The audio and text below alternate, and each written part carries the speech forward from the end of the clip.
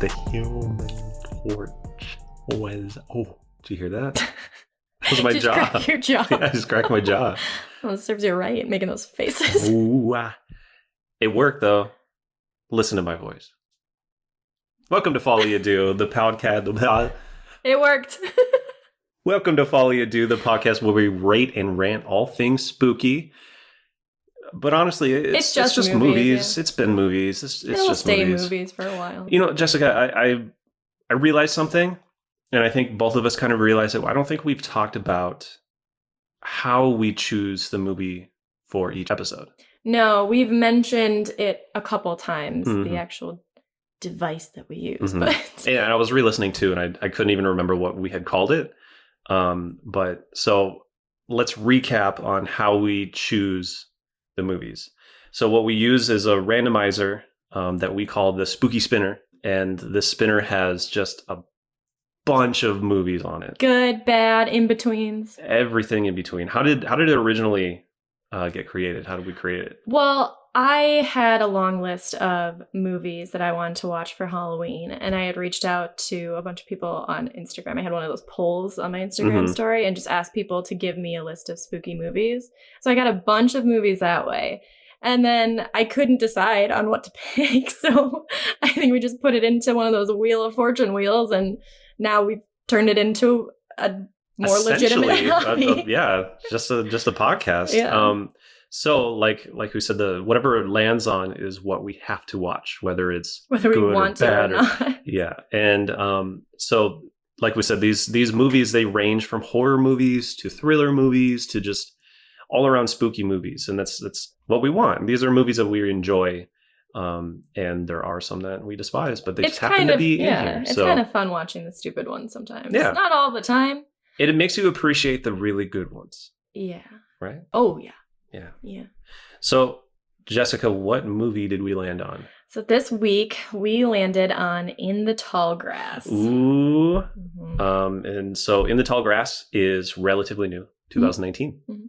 2019. We're It already seems like dating forever the show ago. right now Yeah. by doing that. But yeah, it does seem like it was pretty far ago. There's a lot that's happened. The last 6 months were like 5 years. Oh my God. But so I guess let's just initial thoughts for this movie. There are certain elements of the movie that I like. I think the concept of it is really interesting. I think it could have been a lot better than it was. There are also elements of the movie that I don't like, and we have talked about elements like that in previous movies. So we'll get into it, but I didn't love it. Yeah, I'm not a huge fan of the movie either. We had watched it maybe a couple months ago as well. Who can say?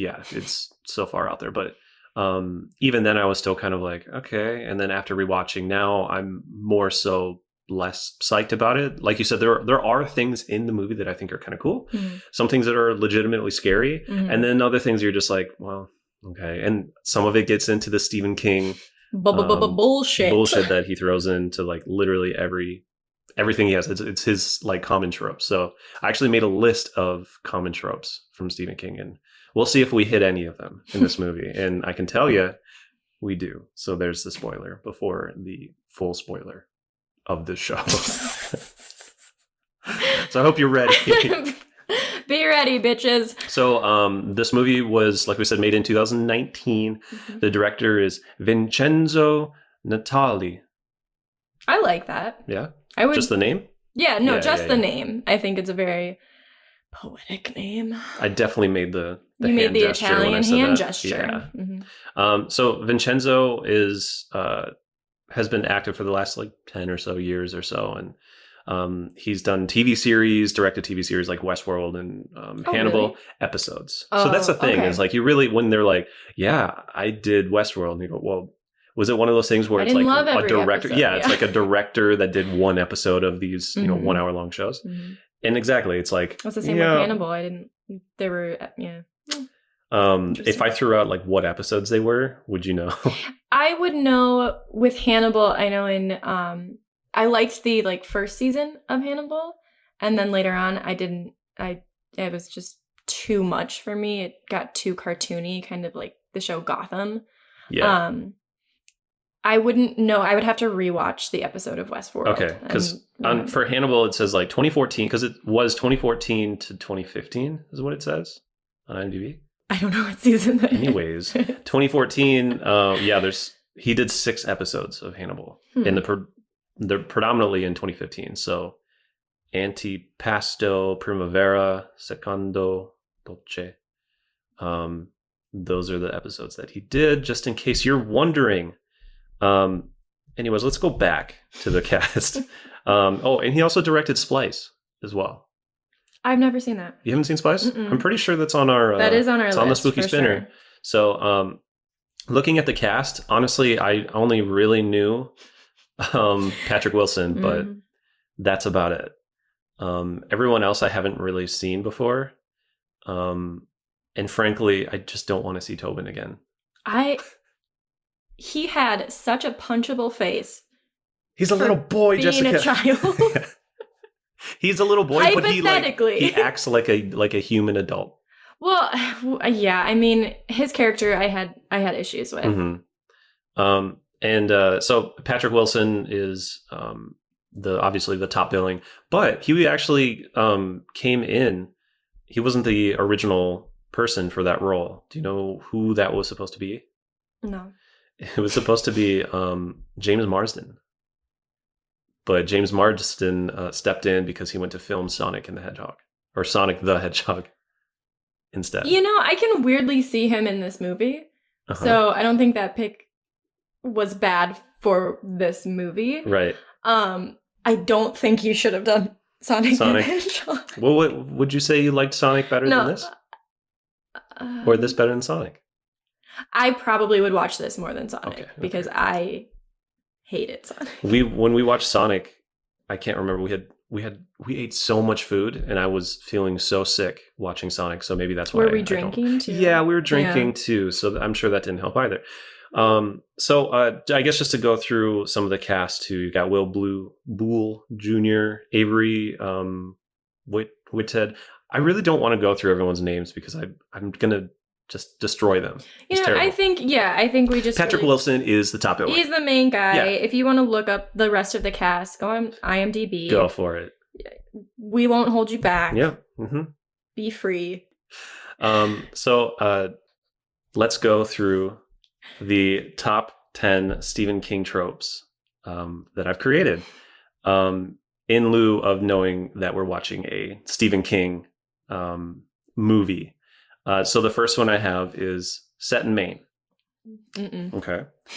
Number 2 is someone is a writer, because it's not always the lead, but it's someone usually is. Middle-aged adults or young kids are the leads. Someone has a special ability. Yes. Someone is a religious fanatic. In a way, yeah. In a way. Yep. Someone has a drug or alcohol problem. In a way, yeah. Addiction. Cozy small town has a dark secret. Not cozy, but there is a dark secret. There is a supernatural force of unexplainable evil. Yes. Uses aliens to explain things. No. Some type of incestual scenario. So much, yes. Jesus Christ. I knew I'd get you with that last one. I'm so sick of it. Yeah, I am too. I wonder if he's gotten questions about that in like interviews and stuff. They're like, "What's with all the incest?" The incest and like some weird sexual themes with children too, which I'm like, it's not in the movies, like it, but it's in the books. It's in the book. Pretty graphic. Pretty fucked up. To put it lightly. That an adult is writing. I guess the other fun fact is the movie too is based on a novel, his novel, On a Blade of Grass, In the Tall Grass by Stephen King and Joe Hill. And do you know who Joe Hill is? King of? No. We've been watching too much King of the Hill. He's Stephen King's son. That's like his writer name that he uses. Oh. Joe Hill. That's stupid. I know. I don't really like that It's name. like, why don't you just use the name? Think of, I don't know. You should use John Doe. Ooh. Oh, God. So let's get into the story. I don't want to It's just... Let's get into the story. It's really... I should have taken notes. I usually don't take notes, but I'm going to just... I'll try to help you out. I'm here too. Thanks. Okay, so we start off, our first shot is this long road in the middle of this big field that's expansive. Very green. Yeah, lush. it's not like a cornfield or anything like that. It's this very lush field that's just like sprawled out wherever you can see. Mm-hmm. Some of the two characters that we meet initially, Becky and Cal, brother and sister, look like they're in their mid-20s. Becky is pregnant. She's 6 months pregnant, and they're talking about this trip that they're taking across country. She gets morning sickness, so they have to pull over. And as she's throwing up, she hears this little boy yelling help from inside the grass. So her and Cal both kind of wrestle with whether or not they should go in. What they should do. Yeah, what they should do. Because there's no one around. There's just this old rickety church on the other side of the road. And there's a few kind of rusty old cars there. So they decide they need to go in, find the kid. They park their car in kind of the church parking lot and start walking into the grass. And before they start doing this, like while they're driving, before they pull over, or maybe just as they pull over, there's already creepy tension, sexual tension between the brother and the sister. Mm-hmm. I wouldn't say the sister's like feeding into it, but you can tell there's something off. It's like the way Cal looks at Becky is like the way I look at dessert. I'm like, all right. Hi. Oh yeah, and yeah, there we go, buddy. No, but and then dessert. Shut up, it's over.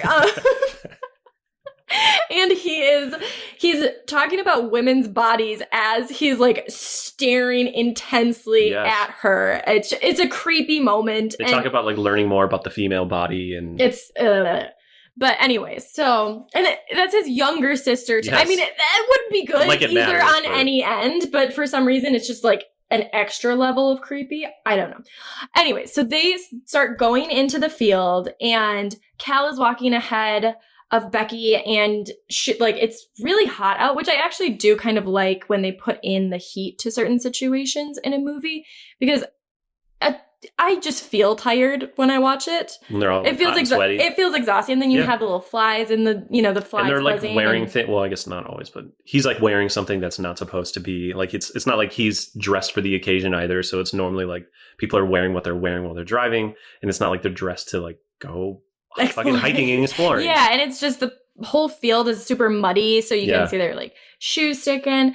Anyway, so they're trying to call this kid. He said his name is Tobin, which I hate that fucking name too. And they also hear Tobin's mom, or they hear another woman too, which made them even more like, we should probably go help him because I don't know about this other woman. They start to hear Tobin's mom say like, stop, don't talk to them.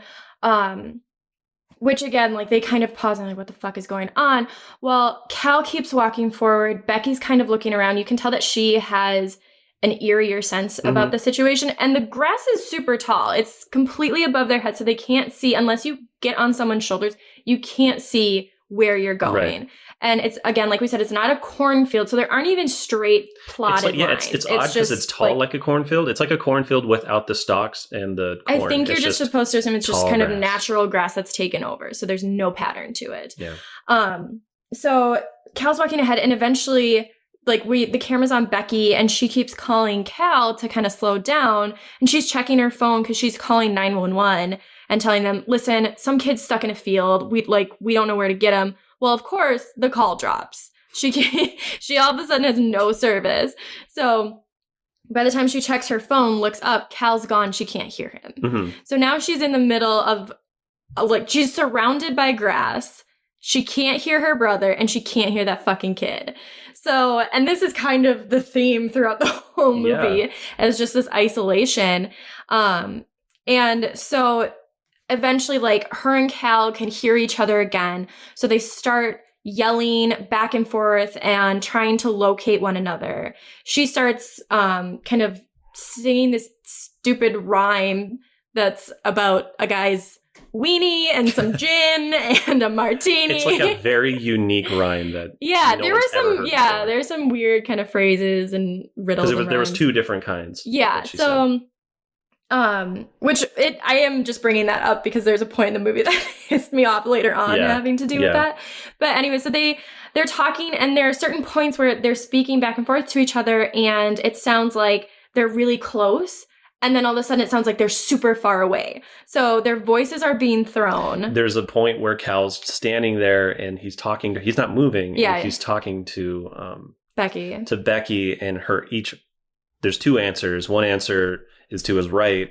And then he says something and then she answers again. And then now she's to the left of him. Mm-hmm. And that's like when he really started freaking out. Yeah. And so they decide to just jump up and like reach their arms up, jump as high as they can at the same time to try and locate one another. Mm-hmm. So they do that and they can see like, okay, he's just... They saw each other. He's a few yards away. He's just right ahead of me. Okay, let's just check again and make sure that like we know exactly the direction that we're going in. So they jump again and now he's like on the other side of the field. It's like if you weren't paying attention, I don't think I saw it the first time. At first I thought he was just missing. That's what I thought. The second time we watched, I'm like, oh, he's actually there. He's so far away. That was the point where I was like, this is probably the most terrifying point for me in the movie was just that. Absolutely. That whole concept of being lost in a field and you can't find your way around and clearly something's going on to where you're being turned around at every step is terrifying. There's some kind of manipulation going on and you have no idea. And you're like, it's just fucking grass. And there's not like, for me, that alone is a very scary concept. Mm-hmm. Where it's like, no matter where I go, I can't get out. Let alone like, I don't give a shit if there's someone else in the field right now. I'm just thinking about getting out and not being able to. So I do like that concept. I think that's really, that gave me anxiety. By the way, too, that's the last point, that the grass is low enough for them to be able to jump. I noticed like the grass after that is so much taller. So then, because I asked you, I'm like, do you think they could actually jump again and see? It looks so much higher than it did initially. And I was like, okay, well, I guess we're not going to, it's not going to be that consistent. Yeah. But. So then they both realize like something is really fucked up in this field. And at this point, she and Cal are screaming. They're like running basically in whatever direction they think the other could be in. And they're panicking. Cal trips and he gets a fucking mouthful of disgusting mud. He trips with his mouth got fucking open, which we've talked about this before. Pisses me off. Where are y'all? And so he pulls himself up and then all of a sudden there's this creepy fucking kid standing right there. And little Tobin. Little fucking Tobin. And Tobin looks like he's been in that field for years. I mean, he looks like he's been in a field when he's not in a field. Like or later in the movie when it's just regular. That Tobin, child looks like an alien. Sorry, but he is not from this world. And this is a weird part, just from the acting standpoint, is you see Tobin and he's talking like, and if this was a consistent theme of how he acted throughout the movie, I guess I don't know if I would have had an issue with it as much as I do. But he's talking, he's like, oh, you're Cal, you're Becky's brother. Like, I know where Becky is. And at this point, is he holding the crow? Yeah, he's holding the dead crow. He's burying the dead crow. Yeah, he's standing there with a dead crow and then he starts burying it. And Cal's like, what the fuck is this kid? And the kid looks like they airbrushed him or so. It's something weird where his face looks like a painting. It does. Oh, it's weird. But anyway, so he's burying this crow and he's telling Cal that it's easy to find things, but only if they're dead. The field doesn't move dead things. Which I don't know why you wouldn't just break off a wing. Just keep walking with it. Yeah. I don't know. Maybe do a little breadcrumb trail. Yeah. But I thought Tobin's his acting, even just like right there, it was like a wood board. The way that he was delivering his lines was very much like ba da ba ba da da. They don't move that thing.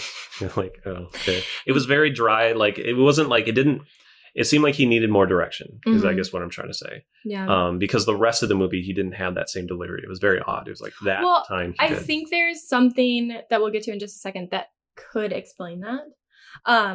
But so at this point, he asks Cal if he wants to go see Becky. He knows where Becky is. And then we're cut to Becky, and she's still calling for Cal. And then all of a sudden, this man stumbles up through the grass, and he's like, "Oh, hey, I'm Ross. I'm Tobin's father." And Just rocking a wicked mustache. gross too. mustache. It's not. Sorry, but it's not a full one. No. It's one of those really. It's trying. It's trying, but it's not trying too hard. Yeah. If you're giving 110%, this mustache is giving 45. Yeah. Maybe. It's like, well, I mean, you can see me. I'm here. If you shave me, you probably won't notice. Anyways, so Becky goes with Ross because he's like, "Hey, my son Tobin is in here. My wife Natalie is in here. I think I can find them. It's not a straight line, but I think I have this worked out. Like, follow me. We'll go together." And you can tell she's hesitant, but this is the only person that she's seen since Cal. So she For like hours. for hours. So she follows him. We cut back to Cal and Tobin. Well, and by the way, he uses like this one line that's we thought was really odd. He said, "You don't know me from Adam." You don't know me from Adam, which I think I've never heard someone say that. And I'm sure it's probably like an older phrase that people don't use that often. But I definitely had to look it up. I mean, I knew it sounded like a phrase. Right. But so I looked it up and I was like, oh, okay. And there are a couple other phrases that he uses that are just older. And again, I don't think people use them. At least people I hang out with don't use I just remember the first time. I did not catch that the first time. And it seems like it's just such a quick line to throw in there because then he talks about other things after that. Mm-hmm. There's no like response to that, specific thing. It's like, I don't know if that might have been in the book and they just wanted to throw that in. Yeah. But so it has a biblical kind of background to it. Yeah, which again hits one of his tropes. Mm-hmm.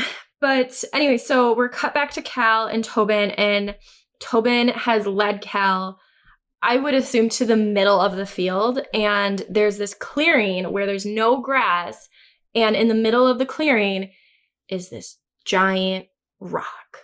This huge ass rock. It's not a boulder, it's a rock. It's a rock. And Tobin, a very oddly shaped one too.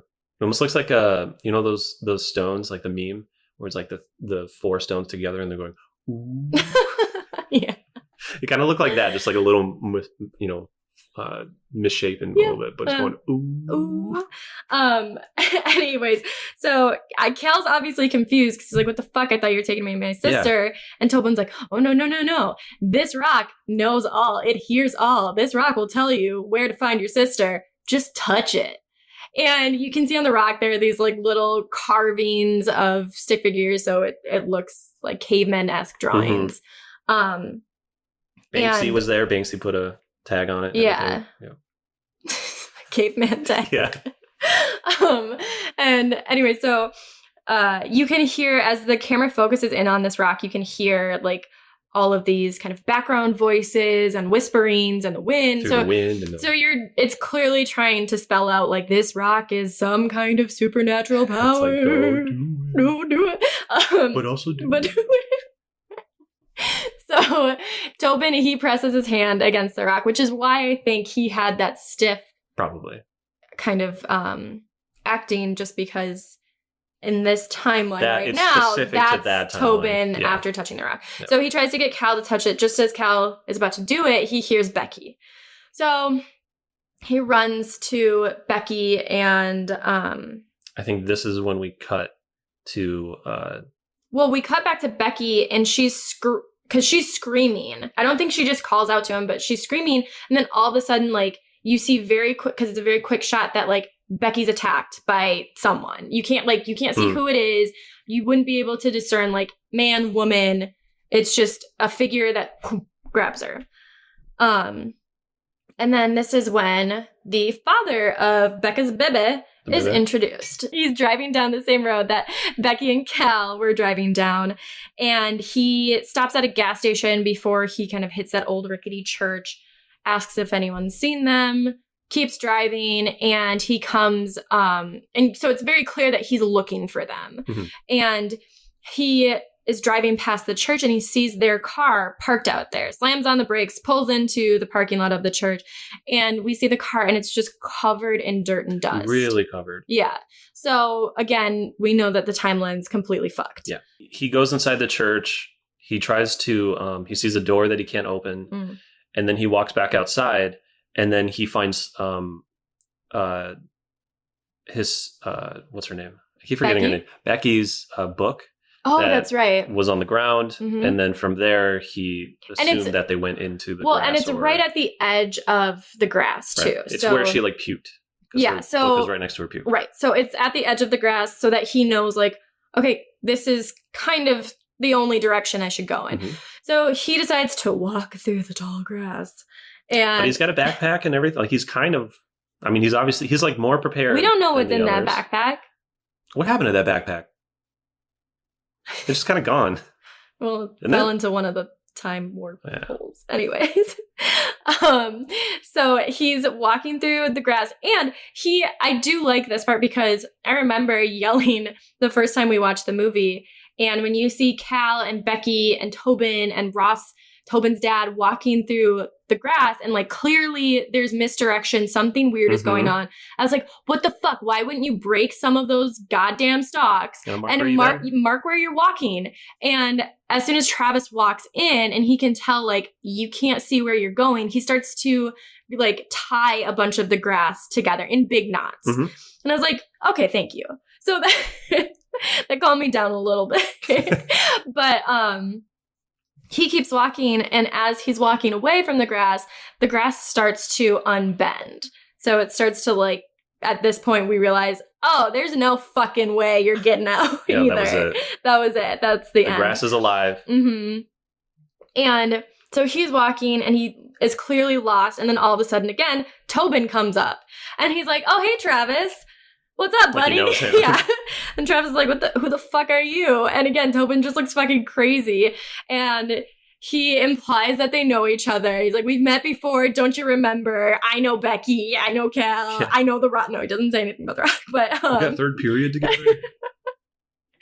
And so he says, like, I know Becky. And he's like, oh, you know Becky? Because at this point, I'm pretty sure that Tobin, he's lost, and he knows he's lost at this point because he saw the sun move from one direction where he was walking specifically to a completely different direction, and that's when he was like, "Okay, this shit's fucked." Yeah. So Tobin comes up, mentions Becky, and Travis is pleading with him, like, "Take me to Becky." He's like, "Oh, I don't know if you want to see her," and he's like, "No, I fucking want to see her." Yeah, for a price. For a dead bird. Give me a bird.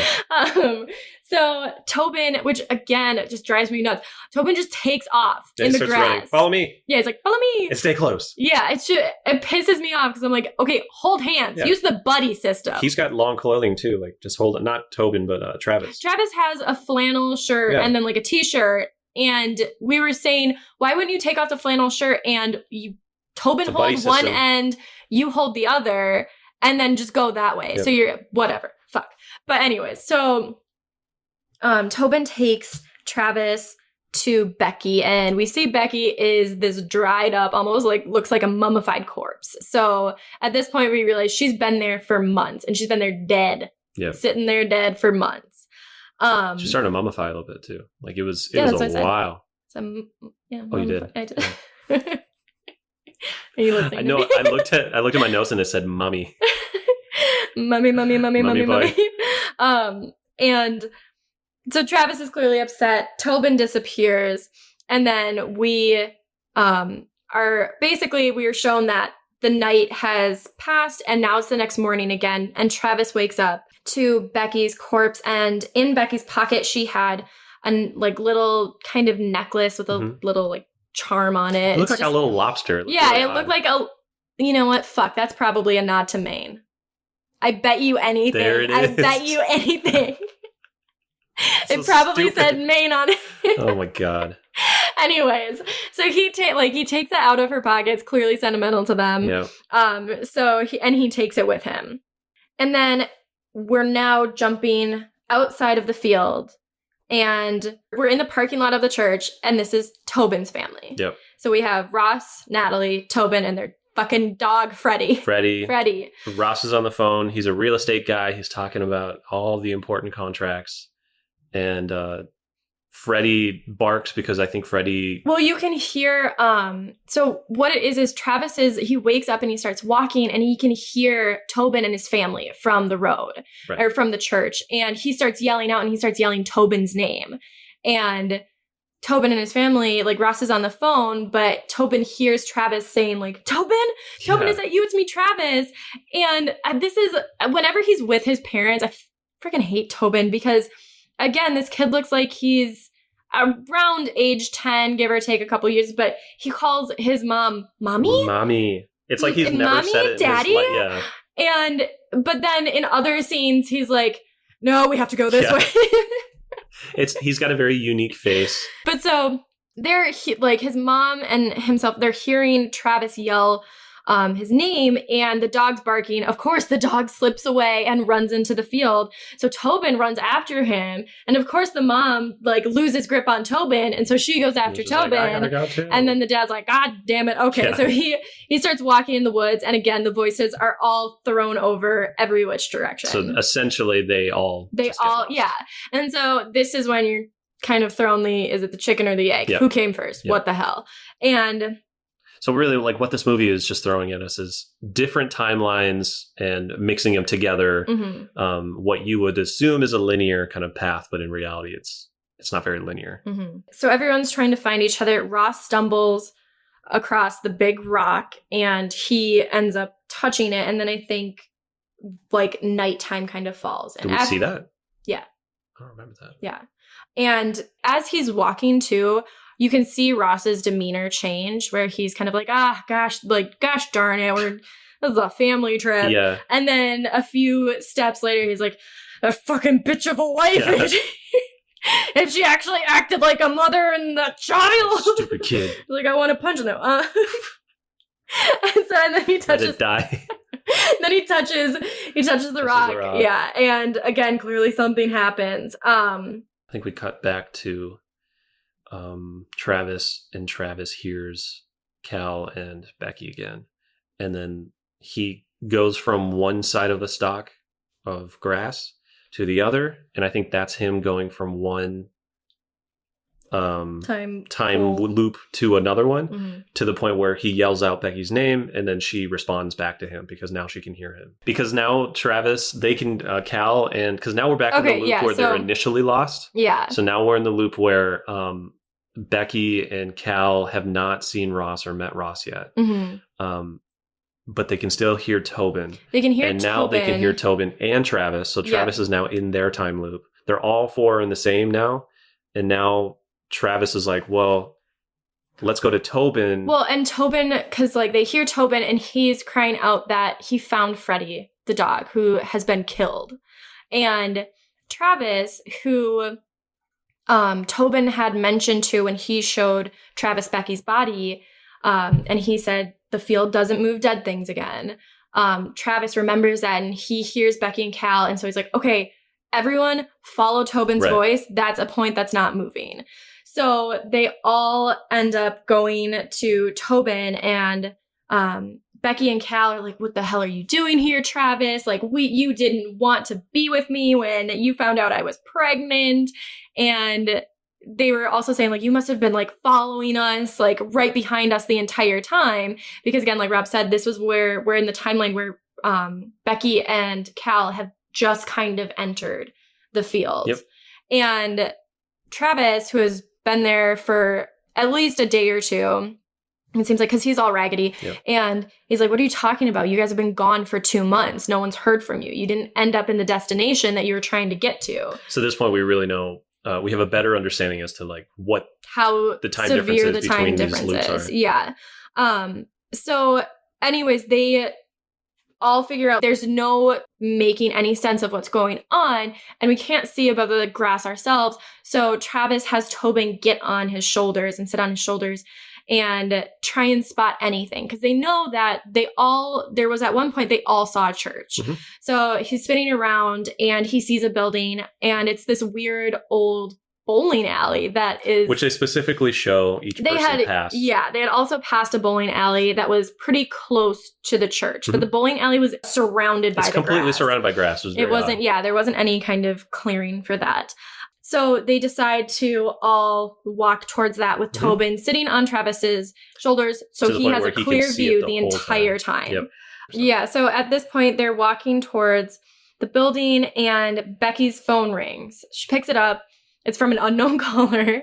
And as the audience, you can clearly hear that Becky's the one talking on the other end of that call. But it's super staticky. There's a lot of noise in the background.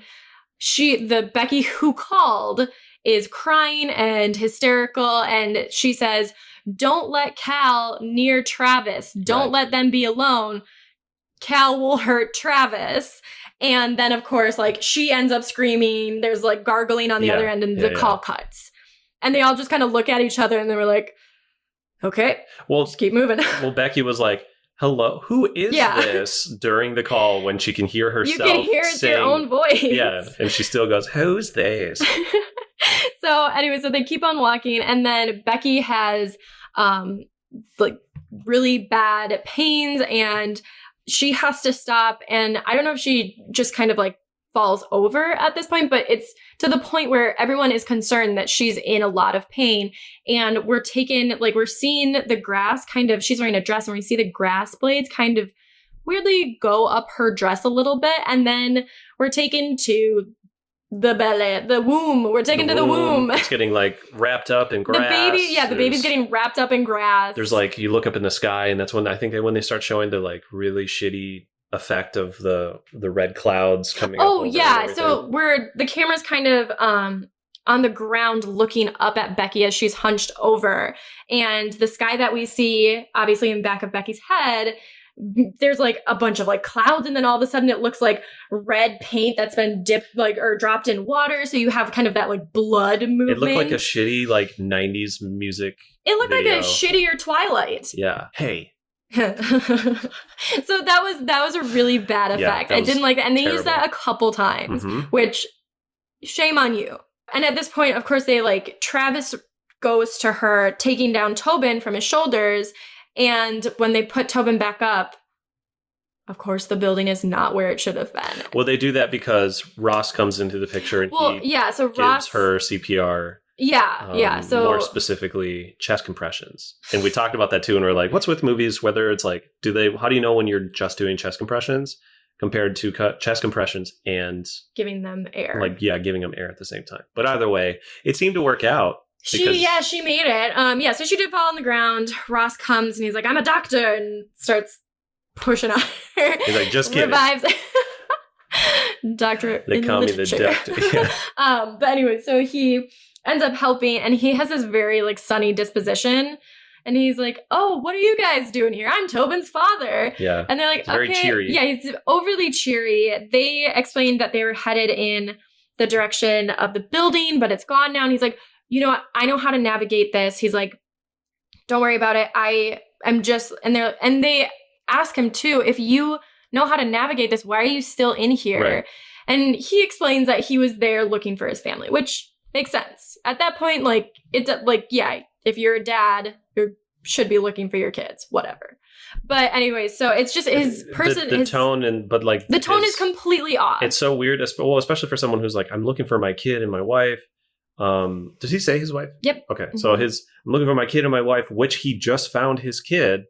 And there wasn't any panic or relief. It's he's cheery, but there's no relief at all once he actually finds his son. He's like, "Well, I found the way out." So he's still happy and singing. Yeah, you can tell everyone else is weirded out. They're weirded out, but also at the same time, they've never met him too, so they don't have any. They haven't met him in this loop as well. I think not only that, but they hear that there's a way out, right? And whether or not he's happy or sad, how do you know?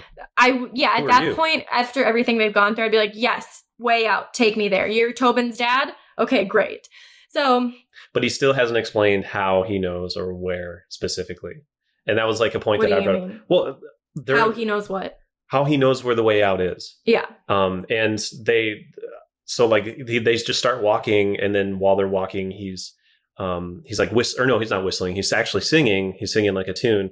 And that whole time, it's like you didn't ask him more questions as to like, so how are you traversing this? We can't seem to do. How are you doing it? They just continue walking along with him, and then to which he eventually leads them to the rock. Mm-hmm. So he tells him he's going to lead him out, and of course he takes him to the big fucking rock, the big spooky rock. And at that point, they're all pissed. Yeah. As they should be. And they're just like, what the fuck, man? You said you knew the way out. And he's like, no. This is the way out. The rock is everyone's way out. Well, you took us to this boulder. Mm-hmm. It's not a boulder. Yeah. And so he starts to just like get super religious about this rock. Yeah. And he's like, it's better than like any experience I've ever had. And you can tell there's some fucked up things going on. He drank the Kool-Aid. He drank the Flavor Aid. Mm-hmm. And we're not sponsored by Kool-Aid. No, but never mind. Nice. And so anyway, so they can clearly tell like this guy's insane, and he keeps on saying like everyone needs to touch the rock. Like if this, you'll understand everything. You'll be able to hear the grass. Like we are the grass. And so he's talking like a mad person, and then all of a sudden his wife stumbles up upon them, Natalie, and she looks like shit. And she reacts the way that you would have expected Ross to react the way to seeing Tobin. Because she sees Tobin runs to her, and she's just clinging on to him. And she looks at Ross and she's like, fuck you, stay away from you. I know what you did. Like, you tried to hurt me. And she's like, I also saw that woman over there, pointing to Becky. I saw her dead. And so she's... After like 5 minutes of, I saw her... Yeah, she's just like, I saw her. I saw. Ceasing to breathe. She was lying on the ground, not moving. She was dead. And so anyway, so she's clearly afraid of Ross, and Ross is trying to get her to touch the rock like everyone else. Yep. He's getting crazy. He ends up capturing her because the rest of the group is like, we're gonna leave you with your rock and we're gonna find our way out. He like fights with Travis for a second and then like dislocates his arm, and then while they're doing that, that's when the mom and Tobin could have been like, hey, let's run now. Yeah. But instead he does all that, and then they wait until he's done, and then he has time, and then they decide to run away. He catches the wife and he squishes her head like a grape. Completely. Like you're like, hands holy on either shit. ear, boom, squishes her. Which I didn't mind that effect. I thought that was actually pretty good. Yeah. You know, for what it was. It was an interesting touch with her eyeball. Her eyeball like popped out, but it like took a second too, right? And just like cartoonishly like. Yeah. So anyways, they obviously after seeing that, they end up making their way to the bowling alley, and they find the fucking dog. The dog's alive again. Yep. And they find the fucking dog. They run into the bowling alley, board it up. Which I would say they conveniently made it to the bowling alley. They didn't. I mean, they literally stumbled upon it. Yeah, it was stupid. So I think at this time, the specific time, it's like the movie's like, I know that we, kind of had all these things set and established. The plot, let's just keep going. Let's keep going. Is like, well, there are no rules, so we can do whatever. Yeah, they're like, it could have. They could have stumbled. Like, okay. Yeah. So, and this is another point where those incestual themes come back. So they're in there and they're yelling, arguing with like, this is Travis's fault because they were going to San Francisco to like have the baby or something to give the baby away. And if Travis would have just been a better partner, they wouldn't have to do that. And this is like Cal's yelling at him. Right. And then Travis is like, that's not the reason you don't like me. He's like, you wanted to play house with your sister. He's like, because that's the next best thing to fucking her. Yeah. And then they start fighting and stuff. And you're like, of course. It's like, Jesus Christ, that's disgusting. Because at first, I remember when we first watched it, we were like, what's happening with this? Are they insinuating something? And then they say that and you're like, there are hints of it throughout. And then you're like, no, that's just a weird... Not. He's just acting weird. Right. But then, no, they completely just come out with it. So anyways, they hear Ross coming to the front of the bowling alley. So they end up going up to the roof. And they're trying to hold out there. Well, Cal and Travis go to the edge of the roof and they can see the church. And it's just like a little ways away. But of course, there's grass in between. And they're like, well, we won't be able to get there as soon as we go in that grass. We'll be somewhere else. And then they see the fucking dog, Freddy, who they left outside. Yeah.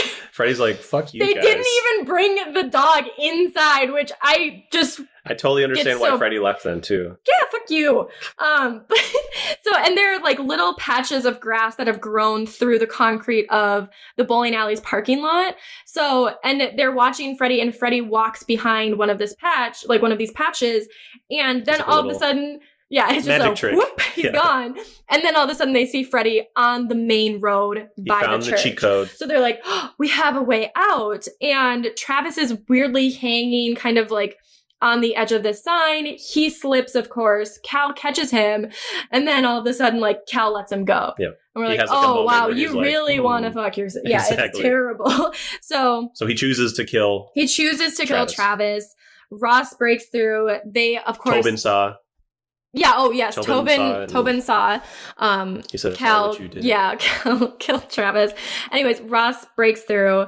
They obviously end up escaping, but then they never actually go through that grass either. No, because they don't. Tobin runs off, and then they run after Tobin. Well, no, so Tobin runs off, and of course Becky's like, "Where's Travis? Where's Travis?" And her brother's like, "Don't worry about him. He left you. Like, fuck him." And then she realizes that Cal's done something, and then they all get split up, and they're in the grass. She's by herself. She ends up having, or she's walking around, and Ross comes up on her, attacks her, and is like, yeah. "I'm gonna bring you to the rock, and I'm gonna rape you." That's literally what it was. Yeah, and then there's some purse that was spilled. I think it was his wife's purse that was spilled, and there's this little like, little scissors, you know, like eyebrow scissors or whatever they're used for. And she grabs it and stabs him in the eye. Which it was like, I like that. I thought it was great. It was quick. It seemed realistic. There was no music. There was no sound effects besides just and that's what it sounded like. It was like, yeah, right in his eye. And then there was silence. There was silence for like a couple seconds. And then he realizes like what happened. Yeah. And I liked it. It's just odd. It's like the little things like that. I'm like, that was cool. Yeah. But so at this point, Becky's running, and then she comes like in the middle of this field, of course, and all of these grass-covered people start swarming in on her, and they lift her up, and she's kind of like body surfing. Or crowd surfing by the grass people. Which I thought also was a cool effect. They had like little spiral faces with grass. Yeah, they all had like different. It looked like masks made out of grass, and she swipes at one of them and hits them in the face. And as a viewer, you think she knocks the mask off, but it's really just like she hits basically grass, and the grass just forms back into this like mask almost, which is a cool effect. I liked it. Yeah, I thought it was they carry her to the rock, and she passes out, wakes up at the rock. She grabs her phone and she calls herself. So this is when we realize like the previous phone call happened. Yeah. And she's like, "Don't let Cal, Travis, blah, blah, blah." And she definitely called herself because her brother didn't bring his phone, and Travis never even used a phone to begin with, so we can't assume that he. But she had that phone the entire time, right. So I don't really. So she called herself, which I don't really know how that works. But maybe, I mean, again, you could give it an excuse by saying it worked the first time, so she knew it was going to work again. Boom. Stupid. Yeah, it is. But so she ends up having labor pains, and she's about to give birth, and we have all these like grass people in the background watching her. They zoom in on the carvings on the rock that show. There's obviously a pregnant woman that will give birth, and then the baby will be sacrificed. Yep. And the ground opens up right at her feet, and it looks like basically the rock is like, okay, baby deposit right here. Hello. And the camera goes through the hole, and you see all of these mud-covered people, and at first it looks like roots and stuff like that, and they're, just kind of squirming around, which is actually an interesting shot. I thought it was pretty cool. Yeah. she backs away, ends up giving birth, passing out, and she's woken up, and all of a sudden, and she's like very groggy. Cal's there, and he shows the baby, and he's like, oh, she's perfect. Like, here, take some water, just rest. She passes out again. Next thing she knows, she wakes up and Cal's feeding her something. So it's like eating stuff. And it's super gross. It's very obvious. As someone who like enjoys raw meat every now and then, that was disgusting. That's not what it sounds like when you eat. No, my steak tartare. Yeah, your tartare. No, it's just like this very like weird. Oh, people are gonna hate that. Yeah. Some people will love it though. Oddly enough. Well, I don't think I want to know them. But anyway, if you do like that, unsubscribe. Yes. Yeah. And so as a viewer, it's clear that Cal has fed her baby. Yeah. And she realizes the whole thing too. He's like, you ate it all. Yeah, he's like, you ate it all. And then we realize that it's not, and she realizes this too, that she's eating the baby because she's like, what the fuck did you just feed me? And all of a sudden Cal, his face turns into Ross. So again, another illusion in the grass where Ross was there and being a dick. And by the way, Ross can he knows his way around the grass. He's able to move around. He actually caught up to Cal when they split up, and he ended up killing Cal. Mm-hmm. And he even showed Cal there was nothing you can do. You went left, you went right. This time you went in the center. Either way, I got you. Yeah. And then they showed just multiple Cal bodies, which just I thought was actually really interesting. Kind of lined up, so you're seeing one after the other, and then the current Cal. Yeah, that's so. Cal was always going to die. You're going to die. And you know what? I'm totally fine with that. Anyways, so then we see Travis, and he comes across Becky's body, and she's passed out. She looks like she's close to death. And then Ross comes up too, and they start fighting. Tobin's there too. He's watching all of this. And Ross ends up taking a bone out of the ground that was just in there and stabbing Travis, and then Becky ends up grabbing a rock and hitting Ross right in the eye. No, she stabbed him with the lobster pennant. Oh, I thought she had a rock. I'm pretty sure it was that lobster thing that she used. Well, she used something. And he turned too, and he was looking at her go on, do it. Yeah, it was very WWE kind of. Yeah, it was not a well shot. He was waiting for her to hit him right in the eye. But anyway, so she attacks him, gets his other eye, so now he's fucking blind. Yeah. And Travis basically finishes him off. So Ross is dead. We just have Travis, Tobin, and a dying Becky. And Travis goes to him, Becky passes away, and he realizes the baby's gone too. Yep. And so Travis, angry and distraught, ends up going over to the rock and touching it, with Tobin protesting in the background. So he touches the rock, and then we're taken to this kind of bird's eye view of the field, and then all of these little pathways start kind of being lit up. Mm-hmm. So the viewer understands, he can now understand the entire field, and he can navigate it. So he takes Tobin, and he tells him, I'm not getting out of here, but you still can. You need to make sure that Becky doesn't go in this field. So he gives the little pendant to Tobin, and then he kind of pushes him, and then all of a sudden Tobin is in the church. He's in that one room that's locked. Couldn't open. Yep. Yeah, so he's in the church, he leaves it, and as he's running out of the church, we see Becky and Cal, who have just pulled over to let Becky puke. Mm-hmm. And they're just hearing Tobin's voice from the field for the first time again. And so Tobin, who has just come from the church, looks like he's been through a wood chipper. He's looks just like shit. He looks terrible. And so he runs up to them and he's like, don't go in there. Don't listen to that boy in there. That listen sounds to literally me. like me. And so they're super confused, and they're like, what the fuck is going on? And then Tobin shows Becky the pendant, and he's like, Travis sent me, don't go in there. So of course that pendant and Travis's name, they realize nope, we can't go in there. Let's just get in the car and go. And then Becky says, instead of going to San Francisco, we should go back home. We can't go to San Francisco to give away my baby. Let's go home. Go back to Topeka. Yeah. He's like, you sure? Yeah. So it's too hot over there anyways. It's hot in Topeka. So that's kind of how the movie ends. They turn around and they're driving down the same road that they came in the first shot.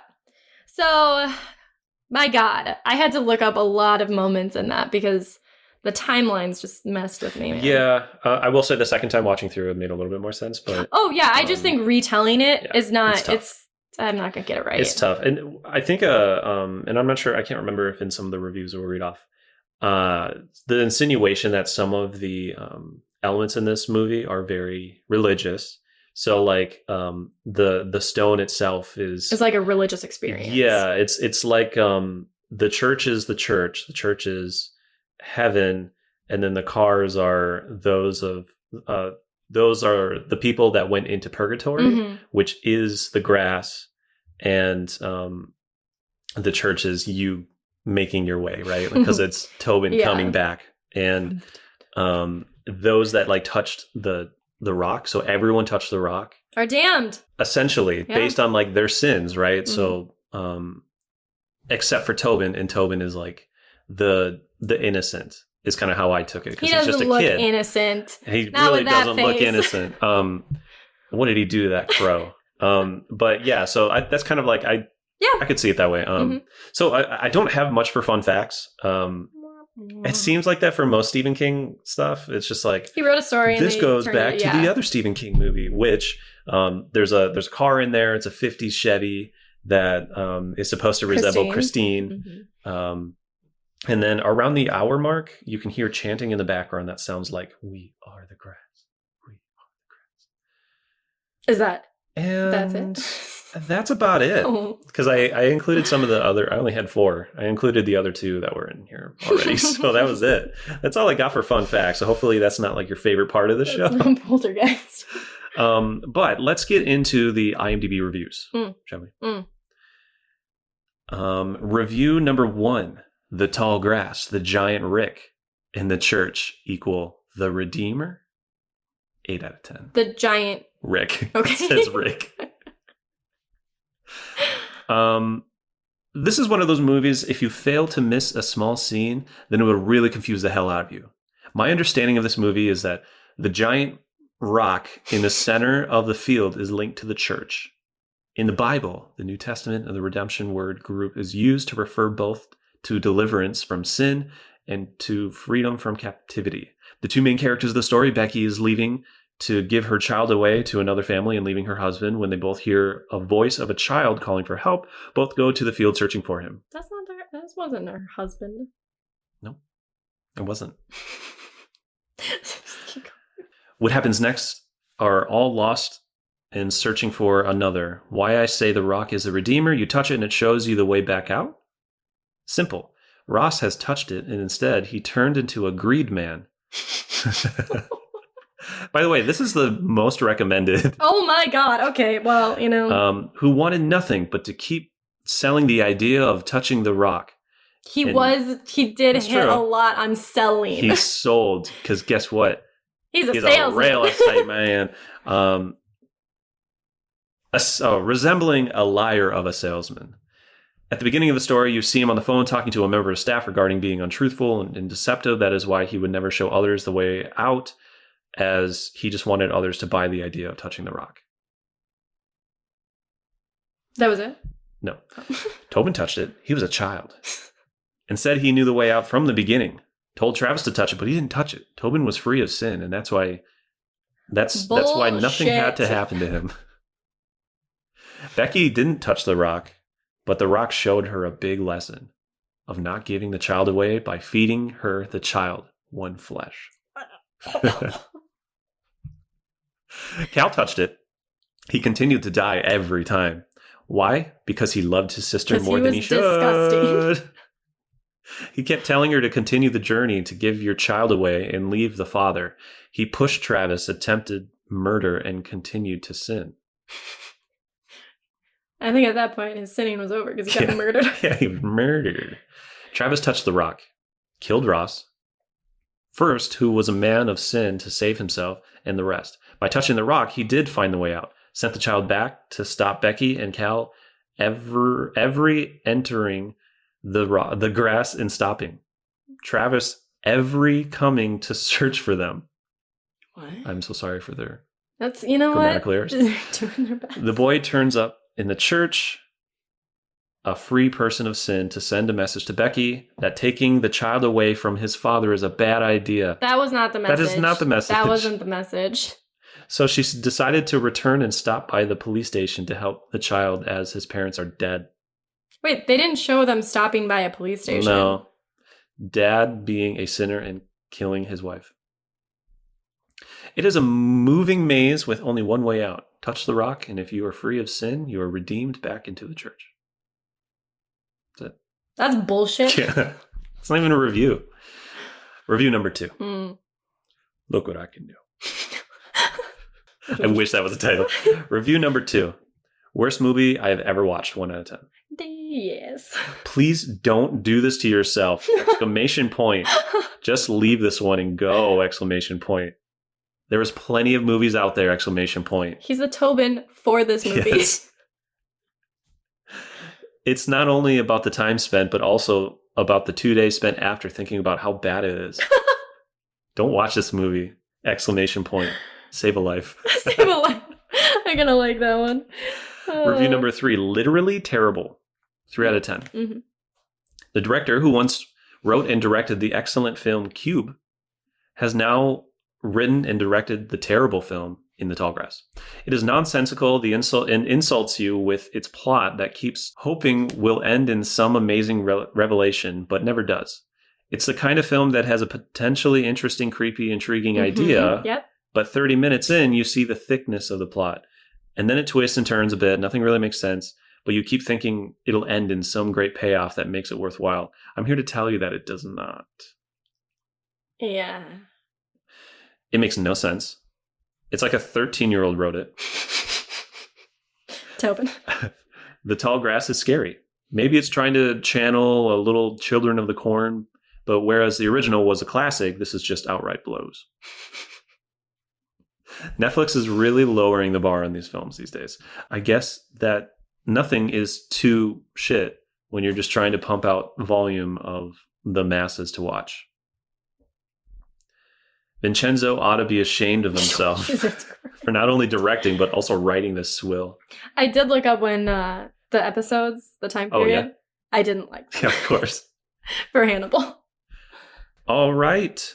So, that's it? With that said, Ooh. Jessica, what is your final review for In the Tall Grass? So, rewatchability, not there for me. Mm-hmm. There were certain concepts and there's certain visual components that I enjoyed. Mm-hmm. So I like the idea of being lost. There were certain shots of when Becky was being hoisted up above the grass, or like the top view of the grass, that I thought was really interesting. But I didn't like a lot of the acting. Nope. The themes, I've gone through those themes before, and I think they're stupid. And again, I feel like the whole time loop thing gives an easy out for explanations in certain parts of the story.